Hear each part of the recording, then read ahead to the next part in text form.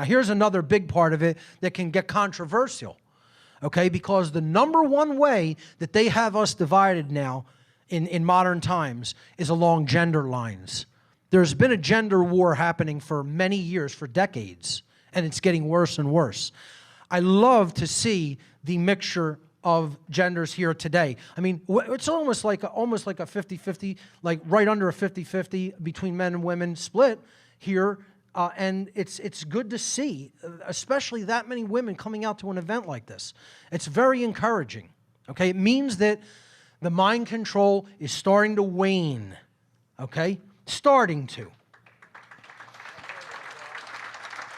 But you know what? A lot of the people that fall prey to this type of an agenda, they're doubling, tripling, quadrupling down. Common social engineering techniques within the Neo-Feminist movement. I did a whole lecture on this, as I'm going to point out, called The Unholy Feminine. The Satanic Epi-Eugenics Agenda was the subtitle.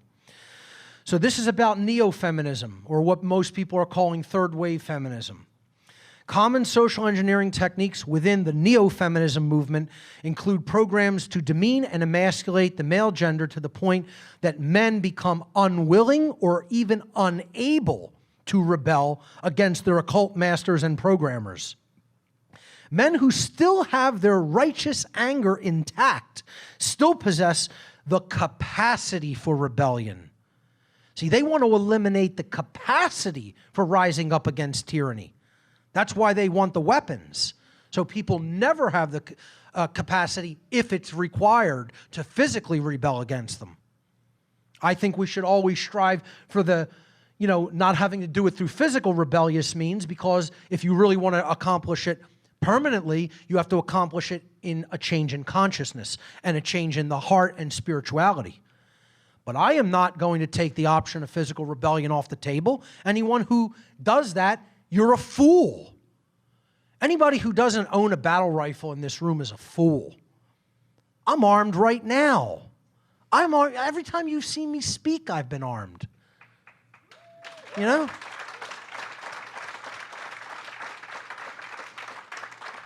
You just assume it. If I'm at the podium, I'm armed, because I'm taking my self-defense in my own hands. That's my responsibility and no one else's. You know? Too few people have that attitude, and it's because of this type of programming. Men who still have their righteous anger intact still possess the capacity for rebellion. The social programming of the neo-feminist agenda has most women conditioned to completely and utterly discount a man who displays anger for any reason whatsoever. I've actually heard that expressed by many different women. As soon as I see a man get angry, that's it, he's out.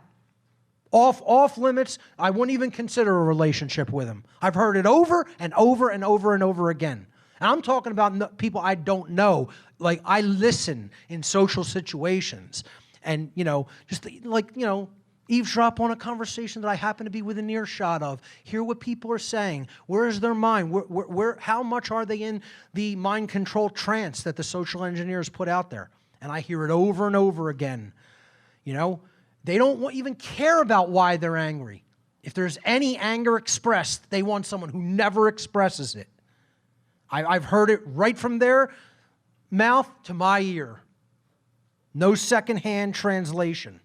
So this agenda is also programming women to become radically opposed to firearms for the purpose of self-defense, especially for the purpose of self-defense against government, encroachment, and tyranny.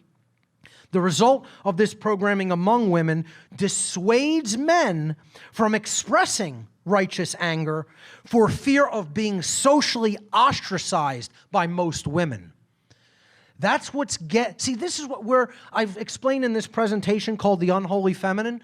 Women don't even know really the extent of their true power as influencers in our society because of how much sway and influence you do hold over men in our society. But that power can be the sacred feminine influence, or it can be the unholy feminine influence. And this is something I think should be discussed. I'm the only person I really, largely in the anarchist movement here talking about this dynamic.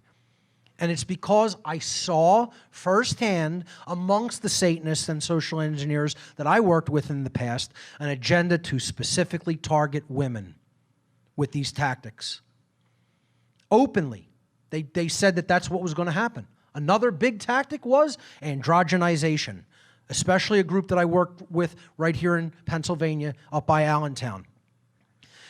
The whole agenda of that group was pushing the androgenization of human society so there would be a blurring out between the distinctions between the genders, and therefore people would become more uniform and thus easier to control. Very open among their own ranks about the actual agendas that they are pushing. They would deny it publicly, of course. But people that they think are totally on board and, of the same blackened heart and mind as they are, as control freak Satanists, they're very open about what they have planned. And let me tell you something. They don't just talk about it. They didn't just talk about it. It's not just a conversation I happened to hear them say, and then they just went home and watched football. They talked about it, and then they did it. These people don't play. They do what they say they're going to do. They're driven through what I call dark care. People think care is only a one-way street, and it's only positive. No, there's such a thing as evil care, dark care. Psychopaths really, truly care about what they're doing and develop the willpower to carry it out. And they're not playing games. See, they're on a united front, we're on a divided front. This is the major overarching problem. We got to get people so on board with an understanding of objective morality and natural law and become committed to it. And again, as we're going to talk about when we play the documentary, as you're going to see, this isn't a religion. It's not a belief system.